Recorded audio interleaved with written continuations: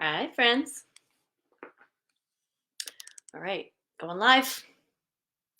So actually today I was going to take, or this week I was going to take the week off of, let me get reassociated here.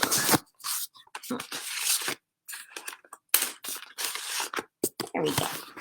I was going to take the week off of Kali Yuga Conversations, but had an experience yesterday, and it just seems like there are plenty of tools that, applying tools to this time that we're all having is really valuable. So having tools to enable us to feel like we're making a difference in our daily life.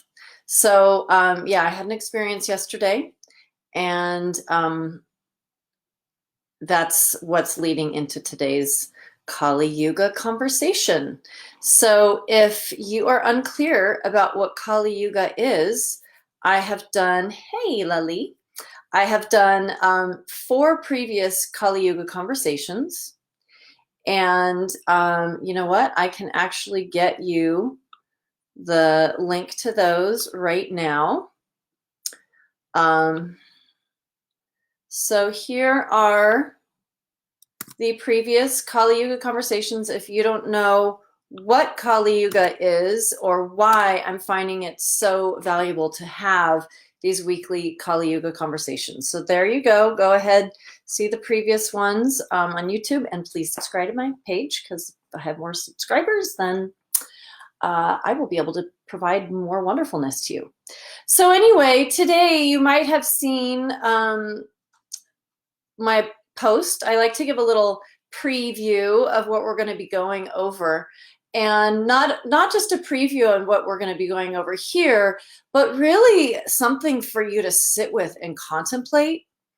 There are so many gifts in this time of being inward and quiet and not running around and having a really unique experience of stillness. And it's a great time to really contemplate some, how are you going to step into the world when we get to do that?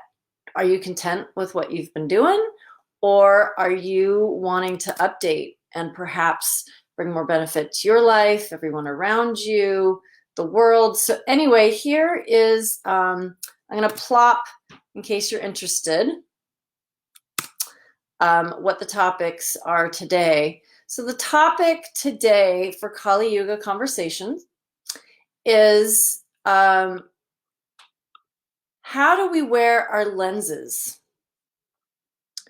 How do we go out into the world? How do we watch all the news? How do we interface with the world in a way that is going to positively affect our choices moment to moment, that is going to positively create our interactions and influence our interactions with our loved ones and with strangers even? How do we have this particular, what's the view that we can carry in our life experience that will enable us to serve others, and even as well inspire us to prioritize prayer and visualizing, creating the present and the future? So that's the tool I'm going to share with you today. And it might seem simple, but it's actually very high level of teachings from both the Indian Yogini tradition and the Dakini Tibetan tradition. And these two traditions are what we are actually dancing and learning about on Wednesdays in the brand new 4-week series, which you are welcome to join anytime. So on Tuesdays, we are actually learning. So this is where we're not just learning about these concepts, but we're actually bringing these concepts into these ancient concepts from both the Yogini sacred feminine tradition from India and the sacred feminine tradition from Tibet, Dakini. And these are both these traditions. So today the conversation continues from last week and the week before about Shakti, female, feminine, universal energy. It's the feminine universal principle. And then we have the masculine universal principle, which is considered Shiva. And so we're continuing these conversations here in these Kali Yuga conversations. But the beautiful thing is on Wednesdays, we actually bring these two, what are considered dual forces of the universe, energies, polarities.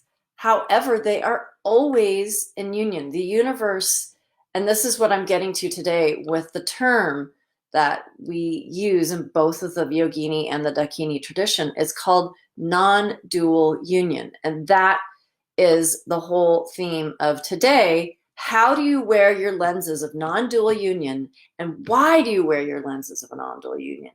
And if you want to really take this concept in and out throughout your being, come on Wednesdays, and I'm teaching how to dance that, how we bring that into our body, mind, energy to create stability in ourselves. And it really helps and assists us wearing these lenses. So let's talk about wearing our lenses of non-dual union. What is non-dual union? This term non-dual union is a yogic term. It's from the yogic principles of these two polar aspects of the universe that actually, for everything to be created, it's like one coin. There's two sides of one coin. So Shiva and Shakti are like two sides of one coin. And the idea is they're never separate. They're totally interdependent. They need each other. And if you see my post from earlier today, there's this really beautiful, so in both the Indian and the Tibetan tradition, this is an extremely important principle, non-dual union. And I'm going to get to why we're going to wear our non-dual union lenses in just a moment, and how you do that, and how that can be a radical reality shift on how you see the world, how you see what's happening, and how you respond and act and adjust your lifestyle so that you have more stability of body, mind, energy. You have more grace in the unexpected. So that is what we're getting to with today's Kali Yuga conversation, and I'm going to try to keep it short and sweet. But if you saw today's post, I took a photo in India at one of my favorite temples. It's the temple of Chamunda. She's a great yogini. She's considered one of the mothers of the universe, which we call that term matrika. It's a Sanskrit term called matrika.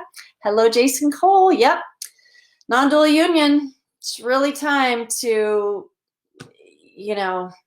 the West is very young, which is fine. We have wonderful, wonderful advantages for being young and not having tradition. However, we miss a lot of keys that would make our lives a lot easier if we had certain perspectives. So I seriously feel that if we can wear our lenses of non-dual union, this is a crucial key in getting us through this time and through the rest of our lives, really, but through this time with more grace.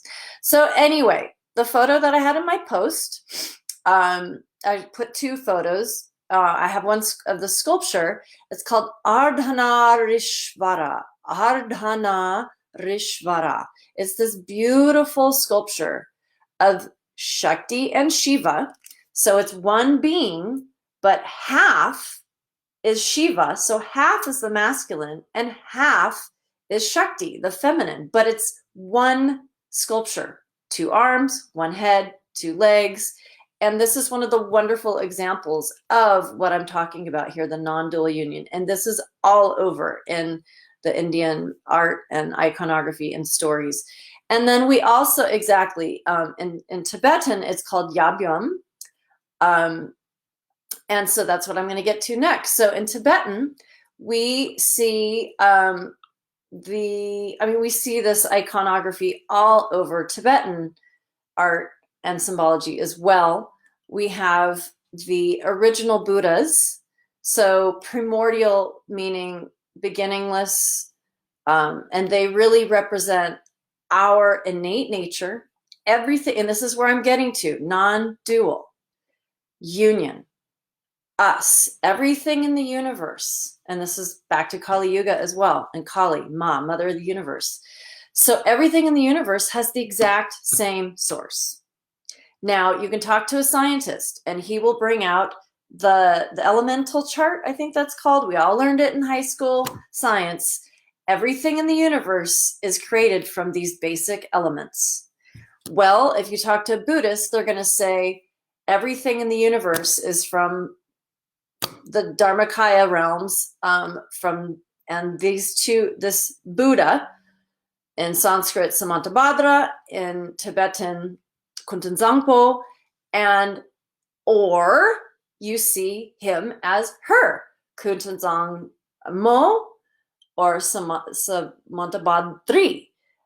Or better yet, you see both of them in non-dual union. So again, it's this reminder, and all the art, it's not just, to throw around beautiful art, which of course is inspiring. It's every single thing, the colors, the shapes, everything in the art. I'm speaking both Indian and Tibetan, but specifically right now, Kuntanzang Mo and Kuntanzang Po. So we have Po for the masculine, Mo for the feminine, and you see them in union, representing the masculine and feminine universal forces that are totally independent, and representing that, reminding that every being, everything in the universe has the same source, is actually, as my Dakini teacher just in the last time I was studying with her, she called it one heart, one soul. And that is what she asked us to bring into our practice. When you go to your practice, imagine that this one heart and this one soul is practicing.